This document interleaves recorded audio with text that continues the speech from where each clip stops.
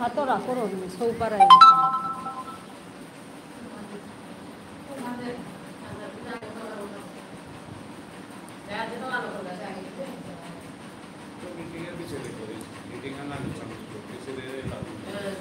Ya, suruh ada di luar rumahnya, mau bawa lagi. Aneh, beda dia, apa kalau dia boleh atora koro.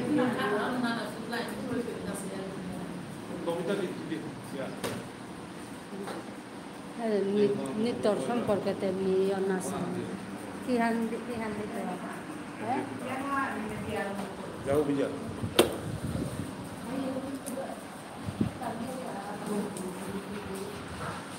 তানরের মত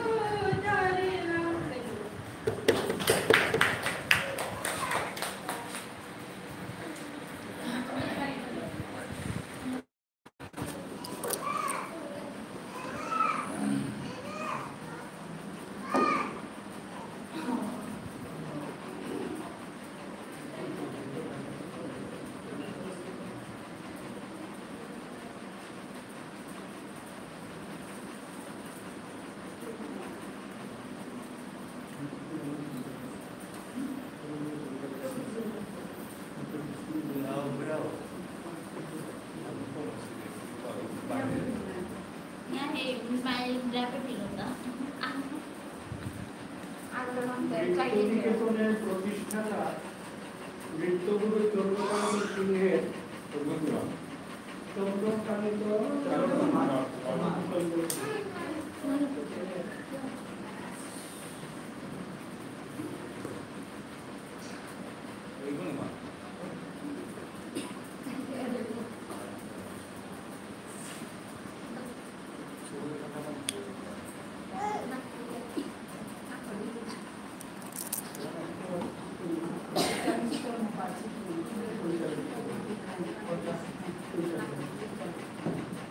চল্লিশতম বার্ষিক অনুষ্ঠান তথা পালন করার উদ্দেশ্যে আর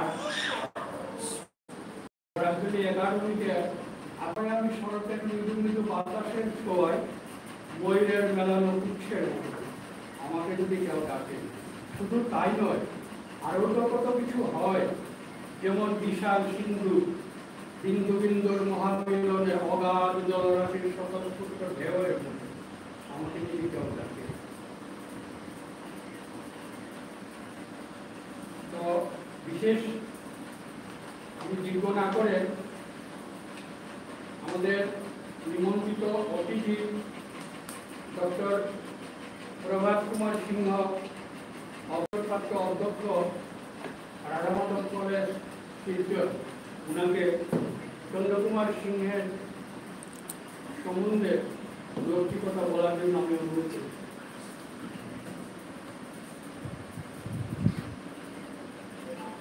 আজকে নৃত্যনিকেতন প্রতিষ্ঠানের ৪৩তম বার্ষিক অনুষ্ঠান তথা নৃত্যনিকেতনের প্রতিষ্ঠাতা অধ্যক্ষ নৃত্যগুরু চন্দ্রকুমার সিংহ মহাশয়ের ৮৫তম জন্মজয়ন্তী উপলক্ষে আয়োজিত মঞ্চ অনুষ্ঠানের সভাপতি, মঞ্চে ভূমিষ্ঠ আমাদের সাংস্কৃতিক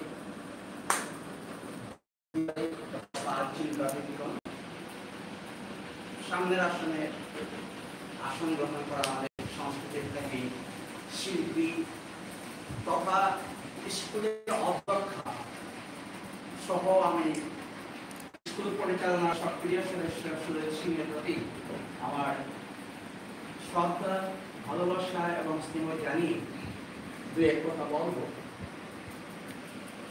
আমি যখন রাজনীতি বিজ্ঞানের টিচার, তো আজকে হঠাৎ মনে পড়ে গেল আজকে রাজনীতি বিজ্ঞানের একটা পয়েন্ট আরম্ভ করে।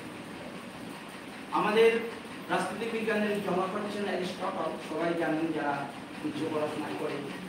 তো অ্যারিস্টটল গুরু ছিলেন প্ল্যাটো। তো প্ল্যাটো এক সুস্থ সমাজ গঠন করতে উনি দুটা জিনিসকে স্তম্ভ করেছিলেন সুস্থ সমাজের গঠনের স্তম্ভ। একটা হলো জিমনাস্টিক আর একটা হলো মিউজিক। যে সমাজে জিমনাস্টিক এবং মিউজিক থাকবে সেই সমাজ একটা সুস্থ সমাজ এবং আদর্শবান সমাজ প্রতিষ্ঠিত হবে। তা প্ল্যাটো তার রিপাবলিক বইয়ের মাধ্যমে স্লোগান দিয়েছিলেন,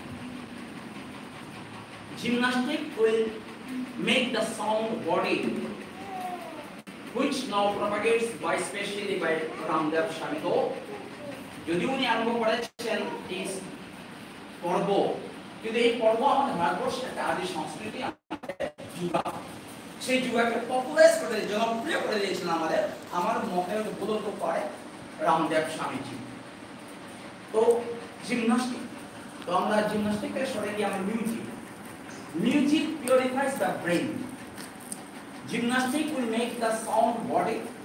Music purifies the brain. Brain is the engine of the human being.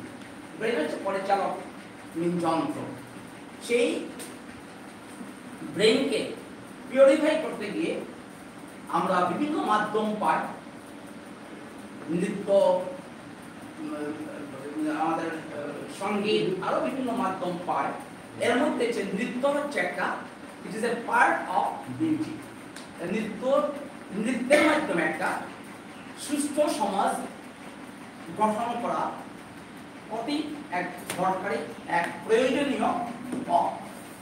যে পথ প্রদর্শক আমাদের বিভিন্ন লোক ছিলেন, তার মধ্যে আমাদের এই যে নৃত্য নিকেতনের প্রতিষ্ঠাতা চন্দ্রকুমার সিংহ মেহেরপুর অঞ্চলের তথা এই অঞ্চলটা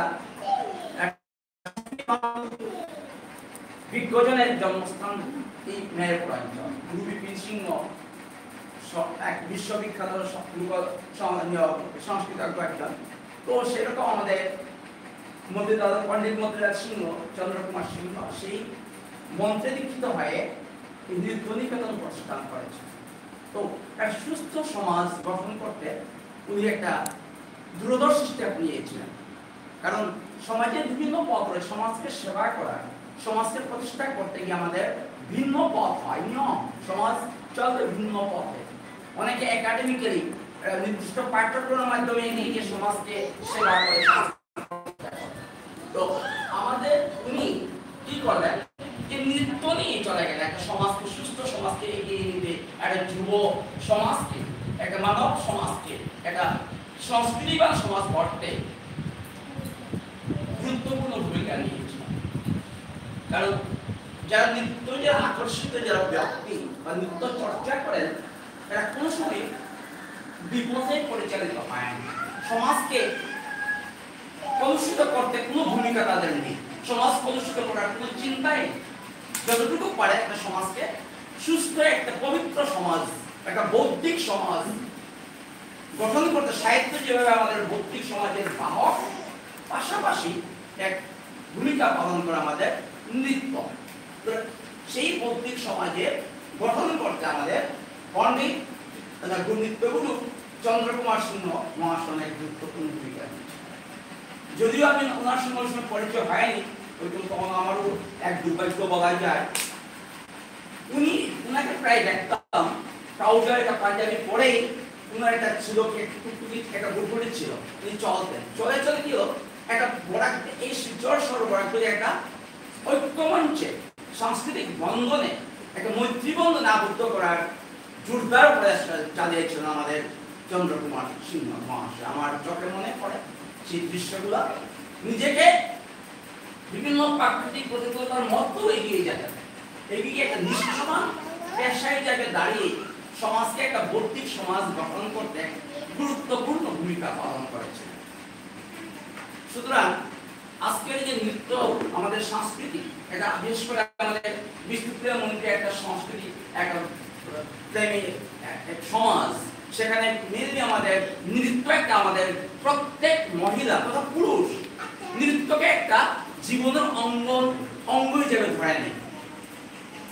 এই ক্ষেত্রে আমাদের উনি একটা বিষ্ণুপ্রিয়া মণিপুরী সমাজের যে কলা কৌশলকে অন্য সমাজের দিকে নিয়ে গিয়ে মণিপুরী নৃত্যকে বা মণিপুরী নৃত্যের কলা কৌশলকে জনপ্রিয়তা করতে আমাদের পাশাপাশি আমাদের আরেক বৌদ্ধিক সমাজ বাঙালি সমাজের মধ্যে গিয়ে আমাদের তা প্রচার করে একটা বিরাট মিলনের তথা আজকে পরস্পর যে শ্রদ্ধা ভাব, আমাদের যে বাঙালি সমাজের সঙ্গে বিষ্ণুপ্রিয়া মণিপুরী সমাজের যে একটা বৌদ্ধিক একটা মিলন, সেটা আমাদের উনি একজন পথবাহন, তার ভাব। আর সেই ক্ষেত্রে এই বাহকের ভূমিকায় উনি এক গুরুত্বপূর্ণ ভূমিকা পালন করেছেন। আজকের যে অনুষ্ঠানের যে আমাদের অতিথি মঞ্চ রয়েছেন, আমার বোন, ওনার সঙ্গে আমার খুবই পরিচয়, আমি খুব আনন্দ পেয়েছি। উনি চাকরির পাশাপাশি একটা অন্য একটা জগতে, একটা সাংস্কৃতিক মনজ্ঞ জগতে প্রবেশ করে একটা পরিবারকে তথা সমাজকে বা এলাকাকে একটা ভূমিকা পালন করেছে। পাশাপাশি আমাদের আরেক বন্ধু ভাই, ছোট ভাই বন্ধু হবেন, নিশ্চয়ই কলেজ বন্ধু হবেন। তো উনিও আজকে এই যে আজকে আমাদের নৃত্যগুরু আমাদের চন্দ্রকুমার সিংহের ভূমিকার জন্য আমাদের কোনো ব্রিজ নেই, আমাদের কোনো গ্যাপ নেই, এটা সেতুবন্ধন হয়ে আছে। এই সেতুবন্ধন আজকের সমাজে অতি প্রয়োজন, বর্তমান সমাজে অতি প্রয়োজন। আমরা অনেক সময় সমালোচনা করতে পারি, কিন্তু গঠনমূলক সমালোচনা হওয়া দরকার। সমালোচনা ছাড়াও সমাজ এগিয়ে যেতে পারে না, বিভিন্ন ক্ষেত্রে আমরা সমালোচনায় করে যেতে পারি। এই জন্য আমরা নৃত্যগুরু চন্দ্রকুমার সিংহের ভূমিকা আমাদের স্বীকার করতে হবে এবং গ্রহণীয় এবং বরণীয় ভূমিকা পালন করতে হবে। তো আমরা যদি মনে করি এই ক্ষেত্রে আমাদের গুরু, নৃত্যগুরুর শিষ্য শিষ্যা বা উনার যে প্রতিষ্ঠানের যারা মানে মননশীল যারা কর্মী বা সহযোগী বা আমি সহ আমিও এই ভূমিকা একটু পালন, যদি আজকে আমরা যাই না চন্দ্রকুমার সিংয়ের নামে কোনো স্মরণিকা প্রকাশ হয়েছে কিনা জানি না, কিনা বলতে পারবো না, কিন্তু আমি চাই আবার আরেক স্মরণিকা যেন প্রকাশ করতে পারে সবাই মিলে। তো আমাদের পাশে রয়েছেন আমাদের ওনার জিজ্ঞা কয়না, সমাজ চিন্তা করেই বলি পরিবারের বিভিন্ন কাজ সব সমাপ্তি শেষ করে এসে এই গুরুদায়িত্ব পালন করে যাচ্ছেন আমাদের সুরজিৎ সিংহ। গঠনমূলক আমাদের সমাজ করেন, সৎ চিন্তা করেন এবং গঠনমূলক চিন্তা করে এগিয়ে যান।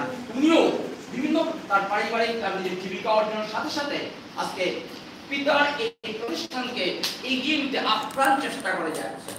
আর এটাও এই কোথাও মহতী অনুষ্ঠান, মহতী প্রতিষ্ঠান ধরে রাখতে সংখ্যা কম হয়।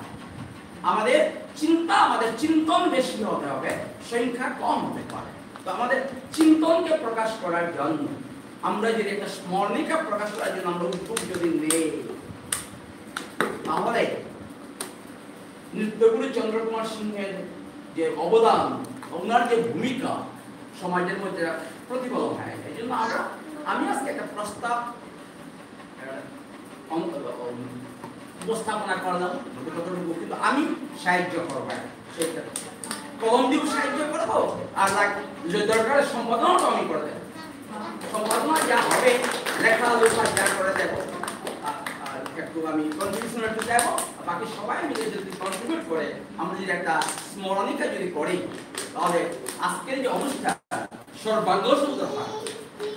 তো এই ক্ষেত্রে একটা স্মরণিকা প্রকাশ করতে আমার নৃত্যগুরুর যোগ্য পুত্র কন্যাকে অনুরোধ করার পাশাপাশি আমি আমাদের যোগ্য শিক্ষা বা এই প্রতিষ্ঠানের যারা সহযোগী পরিচালক বৃন্দের প্রতি আমার অনুরোধ।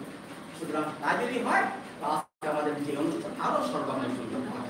তো এই ক্ষেত্রে আমি একটাই কথা বলবো, রিসেন্টলি আমি একটা সুমিতা সিংহ অধ্যক্ষা, ওনার সঙ্গে আমার ভালো সম্পর্ক, ভাই বোনের মতো।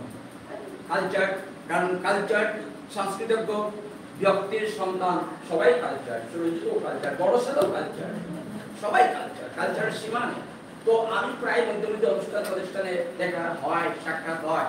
তো আমি ইতিমধ্যে একটা বই বাই করতেছি আমার গবেষণামূলক ধর্মী, যে ওমেন এম্পাওয়ারমেন্ট অফ বিস্তার মণিপুর। বিস্তার মণিপুরের যে মহিলা যে রাজনৈতিক, সামাজিক, সাহিত্যিক বিভিন্ন ক্ষেত্রে আমার একটা বই ইতিমধ্যে বাইরে হয়।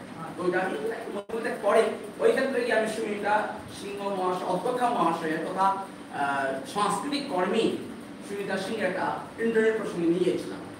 তো ইন্টারভিউতে এই কথা সবগুলো বলেছেন, আমি লিখে আমি উপস্থাপনা করেছি আমার বইয়ে, প্রকাশিত হবে, ওনাকে দেব। কিন্তু আজকে যে ওমেন এম্পাওয়ারমেন্ট এই স্পিরিটকে উনি ধরে রাখতে আজকে যে বাবার যে প্রতিষ্ঠানকে, এটা সমাজের প্রতিষ্ঠান, বাবা সৃষ্টি করেছেন মাত্র, সৃষ্টি করার পর কিন্তু it is dedicated to the society.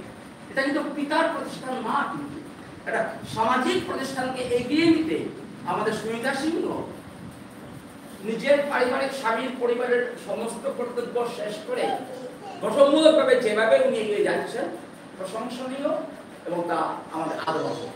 আর সুমিতা সিংহের ভূমিকা তো আর আমি বললাম এক কথায়, এই কথা বলে আর বেশি না বলে আমি আবার চন্দ্রকুমার সিংহের প্রতি আমার শ্রদ্ধা ভক্তি জানিয়ে আবার সেই আবেদন রেখে পুনরাবৃত্তি করলাম আবেদনে, যাতে স্মরণিকা এটা প্রকাশ পায়, সেক্ষেত্রে আমরা এগিয়ে যাব, আমিও এগিয়ে আসবো। এবার একটা আমি স্মরণিকা প্রকাশ করেছিলাম আমাদের মহাসভা অধিবেশনে, 60,000 টাকা। আমাকে বললো আপনি সব জানেন, স্মরণিকা এইটিও করবেন, টাকাও আপনি ব্যবস্থা করবেন। তো আমি একটু দরদরি করে আমাকে অনেক দুজন আমাকে সাহায্য করে, আমি সাহায্য করে আমি 15,000 পেয়েছিলাম, বাকি 45,000 টাকা সমনন্দকে পেলাম 18,000 টাকা, আর 7,000 টাকা পেয়ে গেলাম ওই যে রসিদ দলিয়ে একটু সাহায্য করুন, লেখনি মহাসভা অমুক ঝামেলা। কলম তো আছে, কলম তো সত্য, চিরন্তন সত্য কথা কলমকে সাহায্য করো। সুতরাং আমিও পাশে এগিয়ে আসবো। আমি একটা যদি আমরা যদি সবাই মিলে একটা স্মরণিকা প্রকাশ করে আজকের অনুষ্ঠান একটা সর্বাঙ্গ সুন্দর পূর্ণাঙ্গ রূপ পায়, এই বলে আমি আয়োজক আমাদের অধ্যক্ষাকে আমি ধন্যবাদ জানিয়ে আমাকে নিমন্ত্রণ দেওয়ার জন্য। আর সবাইকে আমি আমার আশীর্বাদ, আমার স্নেহ করে আমি আমার বক্তব্য এখানে শেষ করব।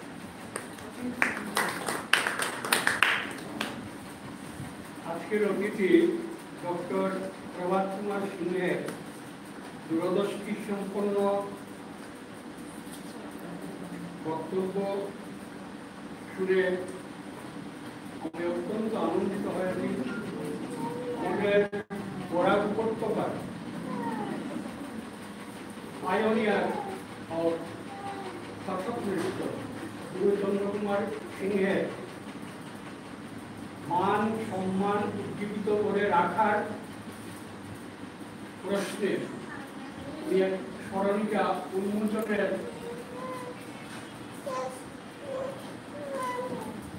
প্রস্তাব দিয়েছেন। আমি অত্যন্ত আনন্দিত হয়েছি এবং আশা করি উনি যেমন কথা দিয়েছেন আমরা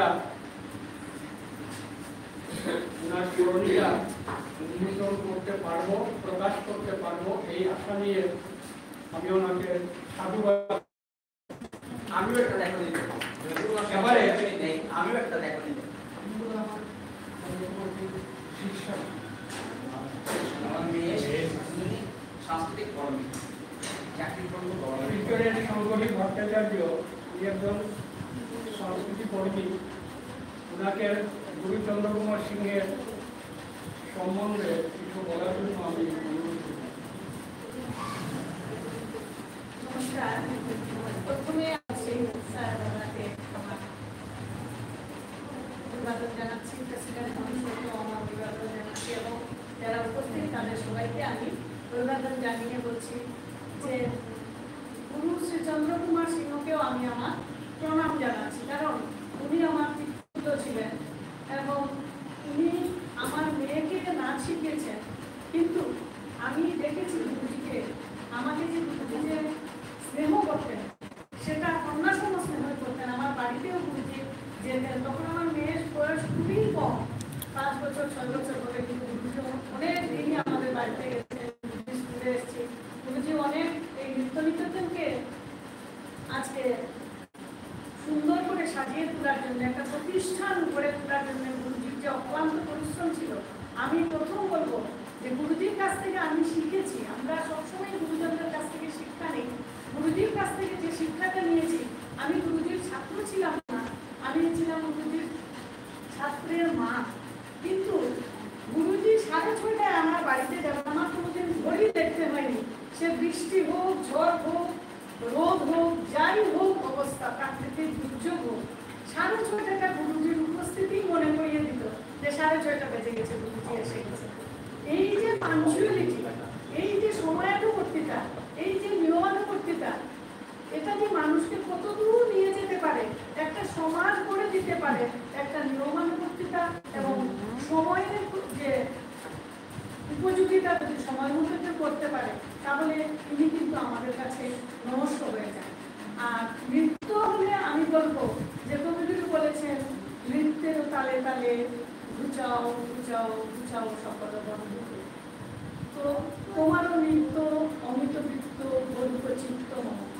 আজকে নাচ দিয়ে আমরা বা গান, নাচ, নাটক, যাই এই সমস্ত শিল্প যা আছে, সেই শিল্প দিয়ে আমরা মানুষের মনকে ক্রমশ উত্তর আমরা মনটাকে পরিশীলিত করতে পারি, যেখানে আমরা আমাদের মন বা আমাদের পরবর্তী যে প্রজন্ম, তারা একটা এমন একটা সংস্কার পায় যে আগামী দিনে তারা একজন ভবিষ্যৎ নাগরিক হয়ে গড়ে ওঠার জন্য একটা সুস্থ সংস্কৃতি যে কতটুকু দরকার, সেটা আমরা সবসময় মনে করি যে একটা সুস্থ সংস্কৃতি একটা মানুষকে মানুষ করে তুলতে পারে। শুধু একজন মানুষ যদি মানুষ হয় তাতেই নয়, একটা সুস্থ সংস্কৃতি একটা সুস্থ সমাজ গঠন করতে পারে, একটা সুস্থ দেশ গঠন করতে পারে। তাই গুরুজির যে স্বপ্ন, এই নৃত্য নিকেতনকে এগিয়ে নিয়ে যাওয়া, এই নৃত্য নিকেতনের ছাত্রছাত্রীরা দেশ বিদেশে নৃত্য নিকেতনের নাম উজ্জ্বল করবে, আগেও করেছে এবং গুরুজির সেটা স্বপ্ন। এবং গুরুজির অবর্তমানে আজকে গুরুজির সুকন্যা সুনিতা বা সুশান্ত, সবাই মিলে যে চেষ্টা করে যাচ্ছে। আজকে সুশান্ত এত ভালো নৃত্যশিল্পী, আপনারা যারা সুশান্ত নাচ দেখেছেন, সুশান্তর যে অগাধ জ্ঞান, নাচের প্রতি তার যে সাধনা, সুশান্ত আমার বাড়িতে দীর্ঘদিন গেছে, রাত্র 10টা 11টা বাজলেও সুশান্ত যখন বাজিয়ে যখন নাচটা শিক্ষা দিত যখন ছাত্রছাত্রীদেরকে, তখন সময়ের প্রতি সুশান্ত সেই ছিল না, সে ছাত্রকে কিভাবে গড়ে তোলা যায় সেটার প্রতি তার যে সাধনা ছিল। আমি একটা কথা বলবো এই প্রসঙ্গে। একবার একটা নাচের যখন বিশাল পরীক্ষা হবে, ওখান থেকে এক্সামিনার এসেছিলেন, উনি বেশ এক্সামিনার, বেশ কঠিন এক্সামিনার, উনি সুশান্ত বাজাচ্ছে, আমাদের ছাত্ররা নাচ করছে, এক্সামিনার তখন করলেন কি, উনি বল বলে দিচ্ছেন, ছাত্ররা নাচবে, সুশান্ত তবলা বাজাচ্ছিল। সুশান্ত গুরুজি কি করলো, চট করে তবলা বেজে বললো, আমার ছাত্র কি জিজ্ঞাসা করবেন করুন, করুন দেখে আমার ছাত্রকে আটকা। সুশান্ত স্যার তবলা ছেড়ে বাইরে বেরিয়ে আসলো এক্সাম। আমরা বললাম আপনি বেরিয়ে আসলে বাচ্চাগুলো তো নার্ভাস হয়ে যাবে। না, আমার বাচ্চা আমি এরকম বড় করি, কি জিজ্ঞাসা করছো, আমার বাচ্চা সব উত্তর দিতে পারে। এই সুশান্তর মতো গুরু থাকলে এই কনফিডেন্স দিতে পারে কোনো বাচ্চাকে।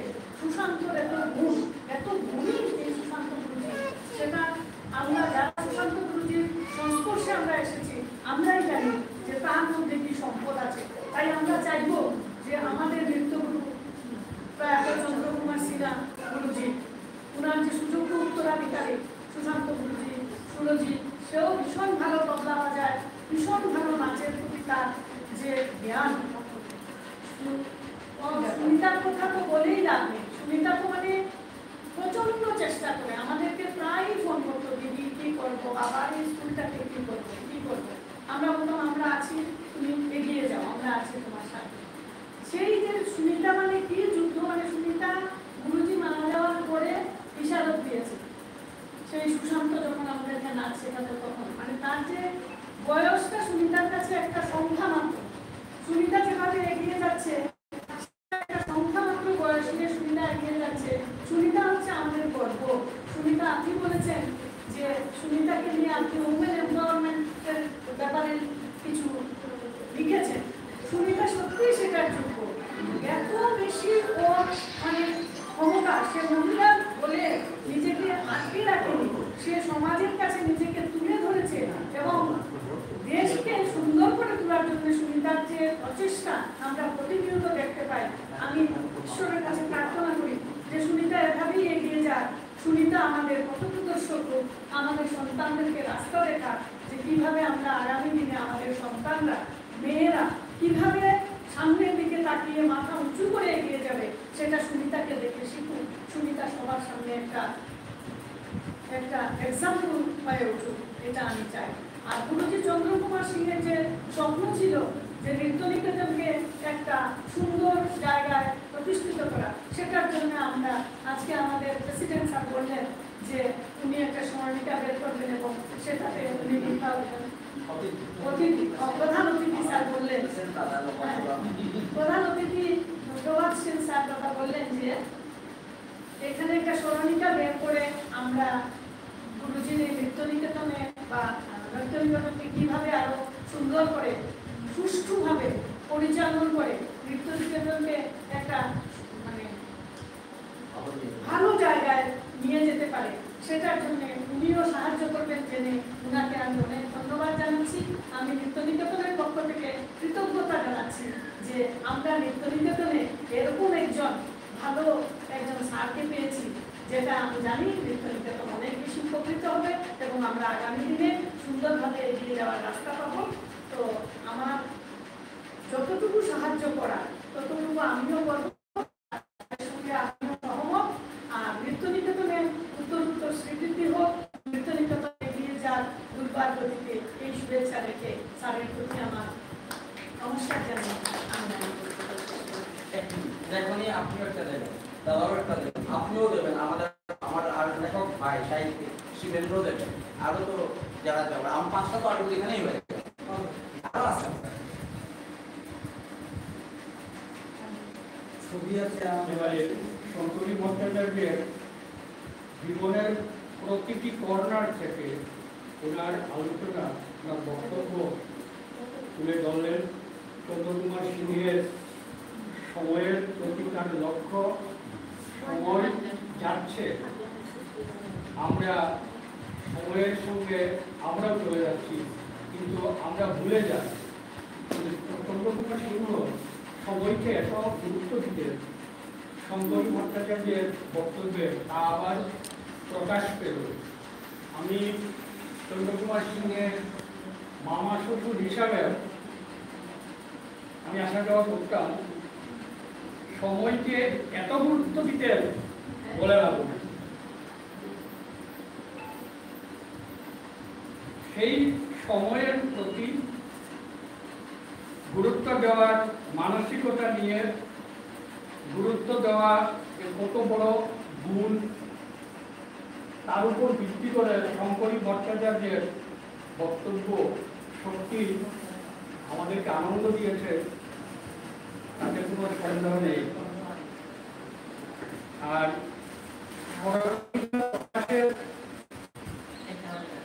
প্রকাশ করতে গিয়ে সাহায্যের হাত বাড়িয়ে দেব বলে প্রতিশ্রুতি দিয়েছেন, তার জন্য ওনাকে অনেক ধন্যবাদ।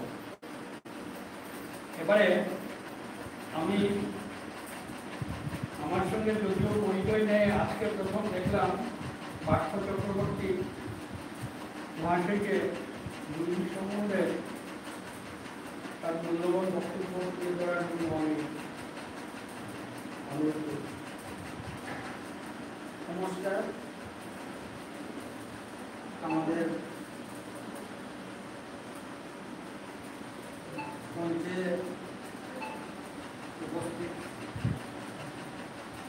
বিদ্যার্থী এবং আমাদের সবাইকে আমার আজ থেকে প্রায় 20 বছর কিংবা তারও আগে আমি এই দিদিমণি আমাকে প্রত্যেককে নিয়েছিলেন, কোনটা ডান বা রাইট লেফট কিন্তু দুটি একটা আমাদেরকে এই যে তাতে কিন্তু পা ধরে ধরে ওদেরকে নাচ, এবং এরপরে তো আমরা আস্তে আস্তে তাদের পরিবারের সাথে আমরা প্রায় এক হয়ে গেলাম।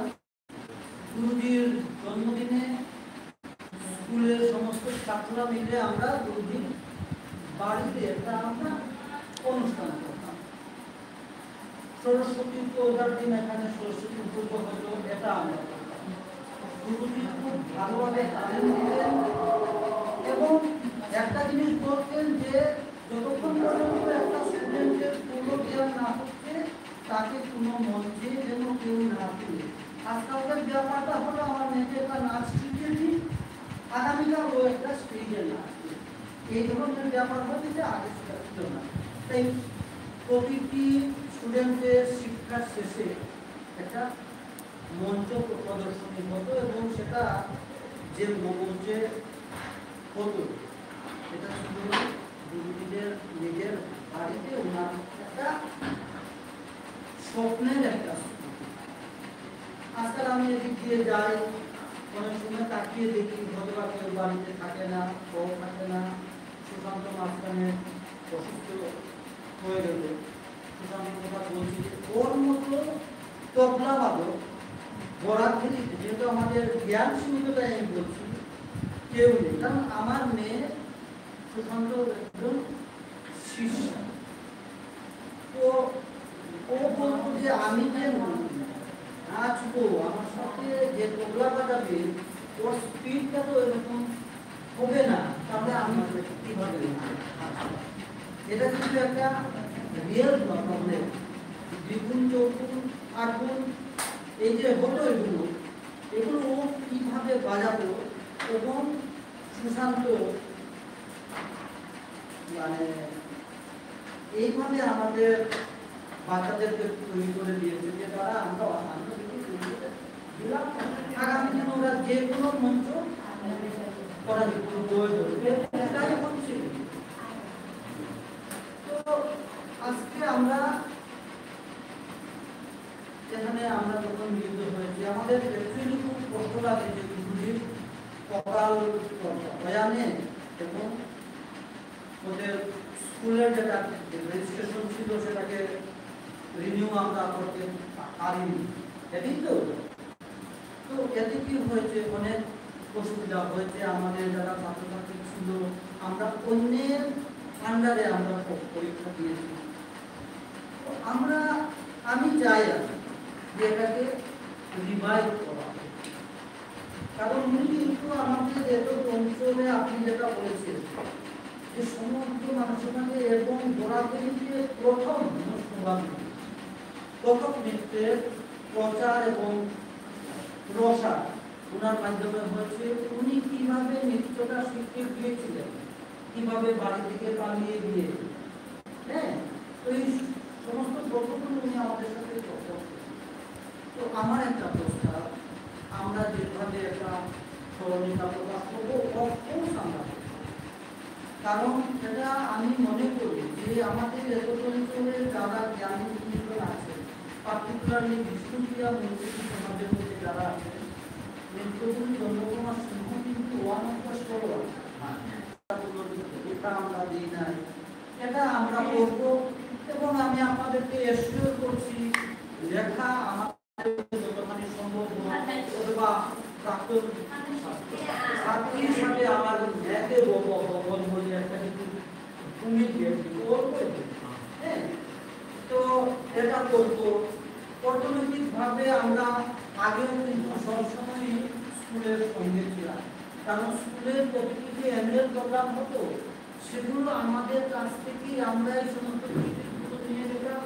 আমরা যদি কারোর কাছে বিক্রি করতে পারতাম তো পারতাম, কিন্তু বিক্রি করা যায় না, মানুষকে বলতাম যে আসো আসো, হ্যাঁ, যাতে আমাদের প্রোগ্রামে থাকতো।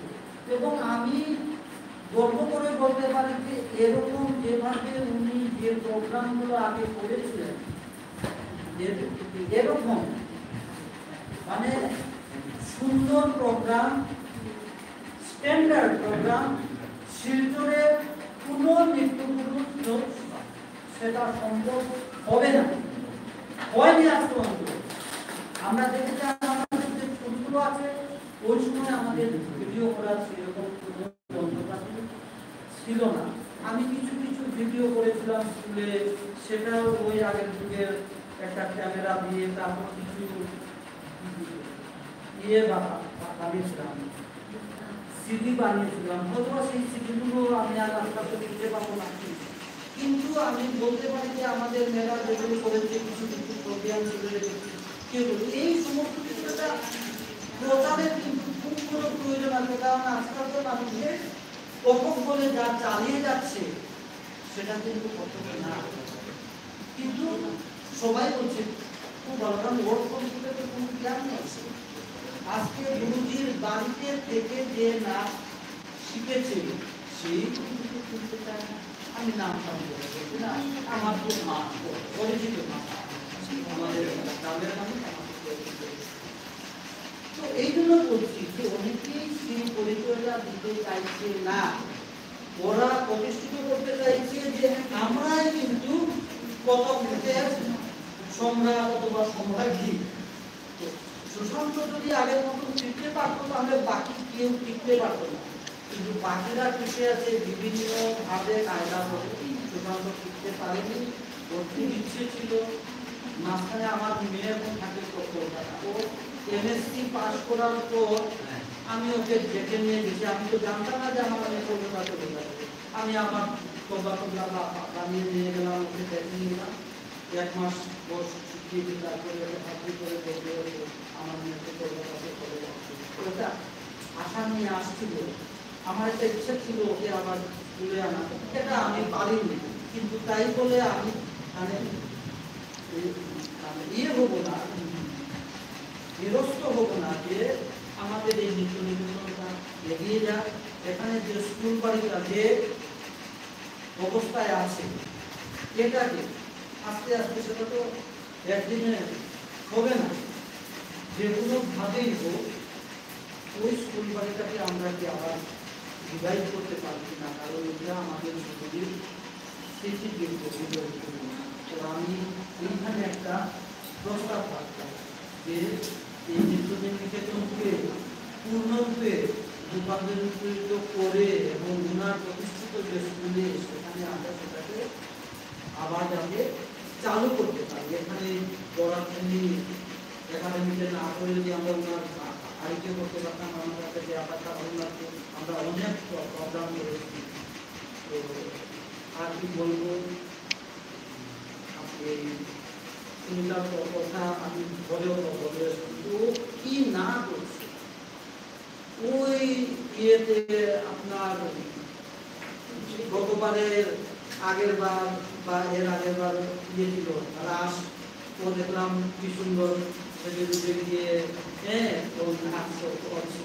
ওর কিন্তু কোনো মানে ইগো নেই, কোনো রকমের ভয় নেই, বলছে লজ্জা ঘৃণা ভয় তিন থাকতে নয়, ওর কিন্তু কিছু নেই, ও সব কিছু করতে পারছে। ওকে আমার নমস্কার এবং আমরা ওর সঙ্গে আছি, তুমি এগিয়ে যাও। আমাদের এই যে বিদ্বজ্জনরা আছে ওনারা সঙ্গে থাকলে কিন্তু তোমার স্কুল এগিয়ে যাবে। এটা আমাদের স্কুল।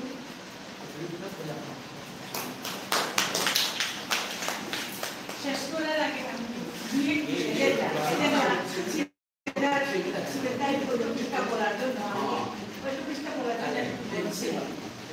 কয়েকটা পয়েন্ট আছে এখানে আমি এজেন্ডাটা লেখছি তাহলে যার জন্য আমার এজেন্ডার মনে কাছে রাখতে লিখেছিলাম।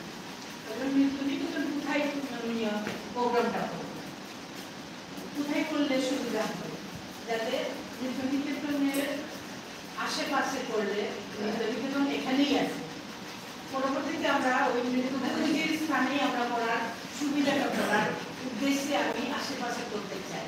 এখন যদি করি ডিস্ট্রিক্ট লাইব্রেরি আগে করতাম, গান্ধী ভবন সেই ক্ষমতাটা আমার আপাতত কম আছে, গতিকে আমি এই সংস্থার মাধ্যমে মন্দিরের মাধ্যমে করে যাচ্ছি। একটা করি 2 নম্বর পয়েন্ট হলো সংস্থার কর্মকর্তা দেওয়া করে দিলে নিত্যনিকেতনের রেজিস্ট্রেশনটা আমি এখন করতে গিয়ে কিছু ছাত্র কম, তার জন্য নতুন করে আমি এখন কালকে রেজিস্ট্রেশন রিনিউ করবো। আপনার ফ্লাডের সময় সব রেকর্ডপত্র ভাইয়ের কাছেই ছিল, সব কিছু ফ্লাডে নষ্ট হয়ে এখন আমি সেই রেকর্ড বের করতে পারি, তাই হয়তো নতুন করে করতে পারি। এখন ভাই সুরজিৎ আছে, সুজাতা আছে, সুশান্ত এখন জড়িত হয়েছে, আস্তে আস্তে করতেছে। রিসেন্ট প্রোগ্রামও সুশান্ত তৈরি করছে। এই 6 তারিখের জন্য যে আমার পাঠাতালি থেকে আমার এখানে মণিপুরি নৃত্যর ক্লাসের তাই ইউনিভার্সিটি পরে এখানে কত করে মণিপুরি নৃত্যের ক্লাসে পরে পাঠ্যক্রম আর্ট করে ইউনিভার্সিটি সাহিত্যটাও করে সবকিছু। হ্যাঁ, একটু আগে আমরা ক্লাস দিয়েছি বাবা কাছেই তো নৃত্যকার নৃত্য শিখেছেন, এই জন্য 2টা আমরা ক্লাসিক্যাল নৃত্যের সাথে বাবা চালাতে শুনতে পারবো, কিন্তু আমি ছাত্র বাড়ানোর জন্য সংস্থাকে এমন জড়িত করার জন্য আবার মণিপুরি নৃত্যটাকে আমি প্রচলন এখানে করে আমরা রেখেছি। এখন হইল আমরা আমাদের সেন্টারে কালকে প্রস্তাব এসেছে গানের ক্লাস, নিত্যনিকেতনের মানে আর্টের ক্লাস আমার এক বাহিনী আছে, তাইও ছাত্র আছে, তাই আমরা রেজিস্ট্রেশন করতে সুবিধা হবে। এখন অফিস চালানোর জন্য আমার ভাই নিজেদের ছেলে মেয়ে এখন উপযুক্ত হয়েছে, 18 বছরের মধ্যে হয়েছে, তখন তাদেরকে ইনভলভ করবো। মানুষ এখন আমার সাথে সঙ্গে সঙ্গে রেখেছি। এরকম করে আমার ভাইয়ের ছেলেও আছে, সেও আমার সঙ্গে সঙ্গে এখন করেসপন্ডেন্স করে, তাই না আমি অফিসটাও মানে পরিচালনা করার বাবার যেরকম একটা মানে দিদি বলে গেলেন যে টাইম ঘড়ি দেখতে হবে, সেই কথা আমাকে বাবা বললো, মা তুমি সময়টা একটু বজায় রাখো, দেখবে তুমি নাম করবে। কিন্তু ওই জিনিসটা আমি পারছি না, কেননা নানান কাজে ইনভলভ। বাবা বলে প্রথম ঘর পরে পর, বিয়ে করার পরে বলছিল ঘর প্রথম পরে পর মানে এইগুলো, এইটা মানে যদি বিয়ে করতে হয় এটা তো না প্রাইভেট প্রাকৃতিকের পরম্পরাগত তোমার করতেই হবে। আমি বাবাকে বলি, বাবা এই সংস্থা চালানোর জন্য আমি বিয়ে করবো না, ভাইকে প্রথম থেকে আশা করে আমার যেতে হবে, আমাকে দিতে হবে, এই চ্যালেঞ্জ নিয়ে বাবার কাছে বসেছিলাম। তখন বাবা বলে একজন করে করো। তখন ভাই তখন নদীর বিষয় নিপুণ করার ও যখন মানে কমপ্লিট করে আসতো তখন আমার এই বিয়ে ব্যবস্থা হলো।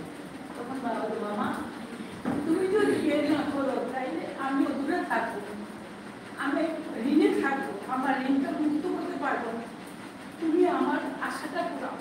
এটাই আমি ভিক্ষা চাইতেছি। তারপরে দেখবে তুমি নিকেতন বাচ্চাকে, এটা আমি জানি, আমি তোমাকে ছেলে রূপে পেয়েছি, তুমি মা এবং বাবা, তোমাকে পাশে দিয়ে আমি তোমার ভাই বোনকে তোমার কাছে সঁপিয়ে যাচ্ছি, তুমি চাইলে যাবে তোমার ভাই বোনকে তোমার পিছনে। আজকে সুশান্ত আমার কাছে তুমি দিদি হয়ে দিদি ভূমিকা নিবাইতে পারতেছ না, যখন অসুস্থ ছিলেন তখন আমার কাছে কি বললাম, আমার ভাই এরকম করেছে, কি করা যায়। তখন আজ এই পর্যায়ে এসেছে সুশান্ত, ওই আমার হাজবেন্ডের ওখান দিদি আমি তুমি বাবা হয়ে আমার ভাইকে আবার এই জায়গায় ওনার ঘর আমি আজকে ভিক্ষা চেয়ে আমি যখন ভাই বোনকে নিয়ে আজকে এই পরিচালনা করে যাচ্ছি। এখন হলো মন্দিরে গতবার করেছি এই রাধা মাধব টেম্পোরি রাধা মাধব মন্দিরে, এখন দুর্গাশঙ্কর পাঠশালায় যখন করেছি 1 বছর করার প্রথমেই ওইখানে প্রোগ্রামটা করলাম। 6 বছর সুশান্ত গ্যাপের টাকা এখানে নির্মুক্ত করে ওইখানে আমি আবার যখন করলাম, সুশান্ত বলল তুমি প্রোগ্রাম করলে কাজও করলে, তার মানে তুমি নির্ধারিত রাখবে, তুমি আমি ছেলে হয়ে পারতাম না, তুমি বাবার স্মৃতিটা আমাদের ভাই বোনদের মধ্যে তুমি পারবে। আরে তুমি পারবে না কেন? এই কথা মানুষে কি পারে না? ভগবান যখন কিছু প্রচার এবং প্রসার মানুষের মধ্যে ভগবান, হ্যাঁ, তাইলে তুমি পারবে না কেন? আমি সুশান্তকে আশ্বাস এবং বিশ্বাস দিয়ে ওনার মিসেসকে মেম্বারে রেখেছি। তারপর আমার ছোট বোনের ছোট বৌমাকেও মেম্বারে রেখেছি। পরীক্ষার জন্য আসতে পারেনি। নানান কমিটির অনেকজন সদস্যা এমনকি সভাপতি দিদি মামা তাদের গালায় হয়েছে, উনি এখন ফোন করে দিল আপনারা চালিয়ে যান। এখন আমরা এখন ভেন্যুটা কোথায় করলে সময়টা কোন সময়টা করলে সুবিধা হবে? আমাদের রিহার্সাল শুরু হয়েছে, প্রোগ্রামের রিহার্সাল নিমন্ত্রণ যাওয়া শুরু হয়েছে, শুধু ভেন্যুটা সেটিং না হওয়ার কারণে আমি হই নাই। এখন ওইটাই মানে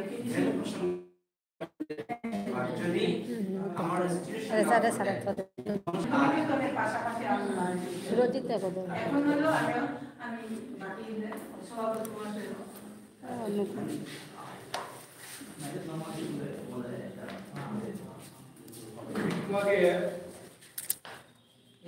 মাননীয় মহাশয়ের বক্তব্য শুনলাম। বক্তব্যে গুরুচন্দ্র কুমার সিংহের কার্যপ্রণালী, কথক নৃত্যের প্রতি তার কতটুকু গুরুদায়িত্ব ছিল, কথক নৃত্যকে এই বরাক উপত্যকার অগ্রদূত হিসাবে নিয়ে এসেছিলেন চন্দ্রকুমার সিংহ। তার কার্যকলাপগুলো রোমন্থন করলেন, আমরা করলাম, তাতে আমি অত্যন্ত আনন্দিত হয়েছি।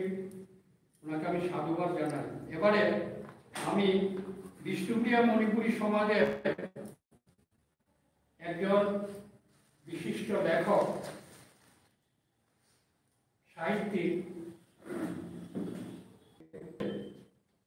একটু ভালোভাবে বক্তব্য দেওয়ার জন্য আমি স্পেশালি বিশেষভাবে অনুরোধ করছি।